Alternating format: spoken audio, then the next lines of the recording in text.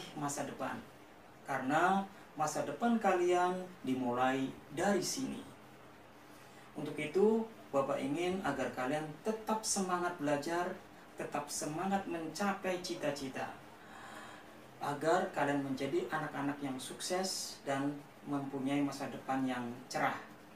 Baik, sebelum kita mulai materi, Bapak kenalkan, nama Bapak adalah Saifuddin Jailani. Kali ini Bapak akan membahas materi kelas 10, yaitu bab yang pertama mengenai nilai-nilai Pancasila dalam rangka praktek pemerintahan negara. Sebagaimana yang kalian ketahui, pada materi ini yang pertama akan kita bahas mengenai macam-macam kekuasaan negara. Berbicara mengenai kekuasaan, tentunya hal ini adalah sesuatu yang tidak asing lagi buat kalian. Karena hampir setiap hari, baik itu melalui media elektronik ataupun media cetak, kita sering mendengar istilah yang disebut dengan kekuasaan. Sebenarnya apa sih kekuasaan itu? Ya, kekuasaan bisa diartikan sebagai kemampuan seseorang untuk mempengaruhi orang lain agar orang lain itu melakukan tindakan-tindakan yang dikehendaki atau yang diperintahkannya. Contoh, misalnya kalian sedang asik-asiknya main game atau sedang asik-asiknya nonton TV. Kemudian orang tua kalian datang dan menyuruh kalian untuk berhenti dan kemudian untuk belajar. Nah, akhirnya kalian masuk ke rumah atau masuk ke kamar mengerjakan tugas-tugas sekolah. Nah, ini adalah merupakan contoh bahwa orang tua kalian mempunyai kekuasaan terhadap diri kalian. Selanjutnya, bagaimana dengan negara? Apakah negara itu mempunyai kekuasaan?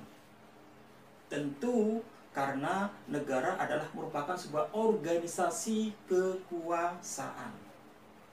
Sebagai organisasi kekuasaan, tentunya negara mempunyai kekuasaan, yaitu dalam rangka untuk memberikan ataupun mengatur seluruh rakyatnya untuk mencapai keadilan, kemakmuran, serta keteraturan apa saja yang ingin negara inginkan. Sedangkan apa sih macam-macam kekuasaan yang dimiliki oleh negara? Baik, kita akan bahas satu macam kekuasaan negara. Macam-macam kekuasaan negara ada menurut beberapa para ahli. Yang pertama adalah menurut John Locke. Menurut John Locke, kekuasaan negara itu dibagi menjadi 3. Yang pertama adalah kekuasaan legislatif. Kekuasaan legislatif adalah kekuasaan untuk membentuk undang-undang. Yang kedua adalah kekuasaan eksekutif. Menurut John Locke, kekuasaan eksekutif adalah kekuasaan untuk menjalankan undang-undang dan sekaligus untuk mengadili bila terjadi pelanggaran terhadap undang-undang. Yang ketiga adalah kekuasaan federatif. Kekuasaan federatif adalah kekuasaan untuk menjalankan hubungan luar negeri atau hubungan dengan negara-negara lain. Nah, ini adalah kekuasaan menurut John Locke. Selanjutnya adalah kekuasaan yang kedua adalah menurut Montesquieu. Menurut Montesquieu, kekuasaan itu juga dibagi menjadi 3. Yang pertama adalah kekuasaan legislatif. Kekuasaan legislatif sama seperti John Locke, yaitu kekuasaan untuk menjalankan, untuk membentuk undang-undang. Ya. Yang kedua adalah kekuasaan eksekutif. Kekuasaan eksekutif adalah kekuasaan untuk menjalankan undang-undang. Yang ketiga adalah kekuasaan yudikatif. Kekuasaan yudikatif adalah kekuasaan penyelenggaraan peradilan atau mengadili terhadap pelanggar undang-undang. Nah, itulah macam-macam kekuasaan lembaga negara.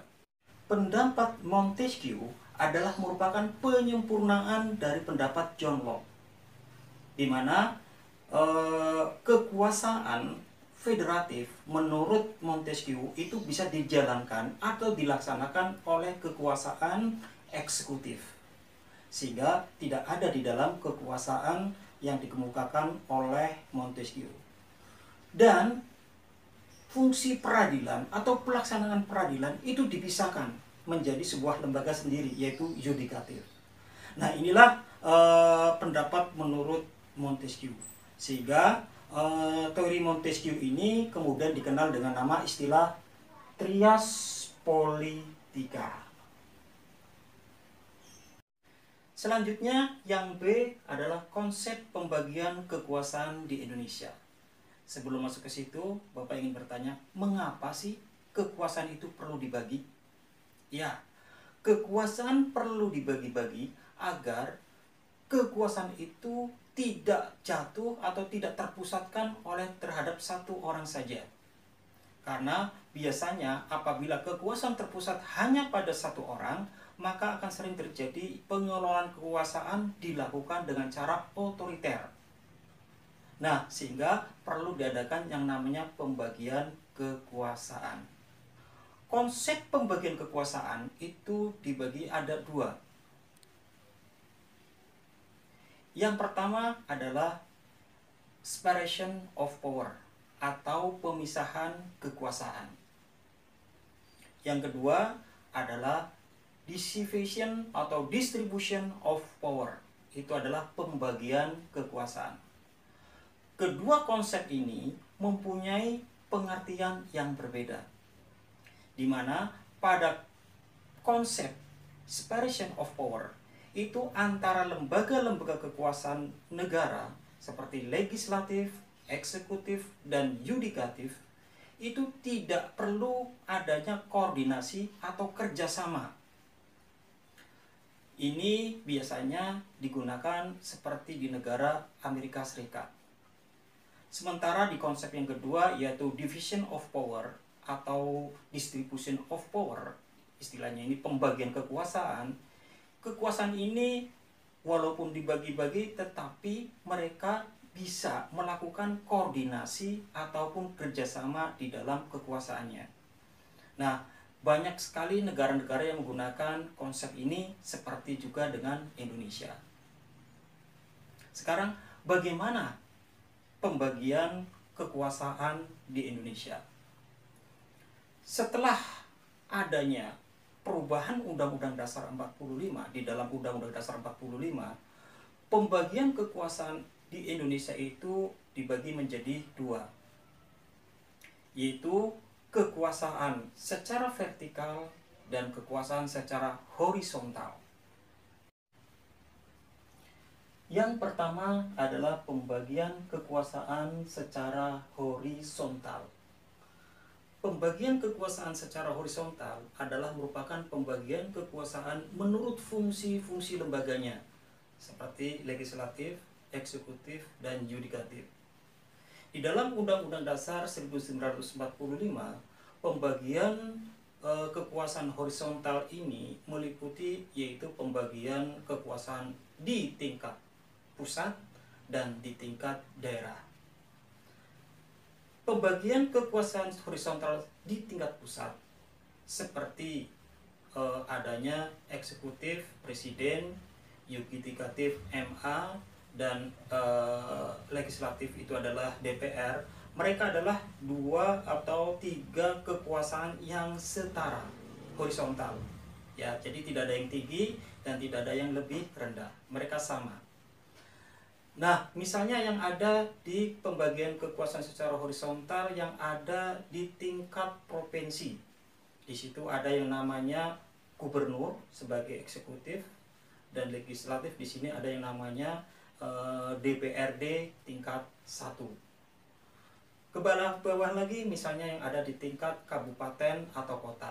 Di situ ada yang namanya bupati, itu setingkat horizontal dengan yang namanya DPRD tingkat 2. Namun, seiring dengan perubahan Undang-Undang Dasar 1945, pembagian kekuasaan secara horizontal di pusat mengalami pergeseran atau mengalami perubahan. Yang tadinya hanya ada 3, sekarang menjadi 6. Apa saja? Yang pertama adalah kekuasaan konstitutif. Kekuasaan konstitutif adalah kekuasaan untuk mengubah dan mengesahkan undang-undang dasar. Nah, di sini dipegang atau dimiliki oleh lembaga MPR. Yang kedua adalah kekuasaan legislatif. Kekuasaan legislatif adalah kekuasaan untuk membentuk undang-undang. Nah, di sini adalah dipegang oleh DPR. Yang ketiga adalah kekuasaan eksekutif. Adalah kekuasaan untuk menjalankan pemerintahan. Ini dipegang oleh presiden. Yang keempat adalah kekuasaan yudikatif. Adalah kekuasaan untuk menjalankan peradilan. Nah, ini dipegang oleh MA dan ditambah MK. Yang kelima adalah kekuasaan eksaminatif, yaitu kekuasaan untuk memeriksa keuangan negara. Ini dipegang oleh BPK. Dan yang terakhir adalah kekuasaan moneter, yaitu kekuasaan untuk menjalankan atau membuat kebijakan-kebijakan moneter. Ini dipegang oleh BI atau Bank Indonesia. Nah, itulah macam-macam kekuasaan, pembagian kekuasaan horizontal di tingkat pusat.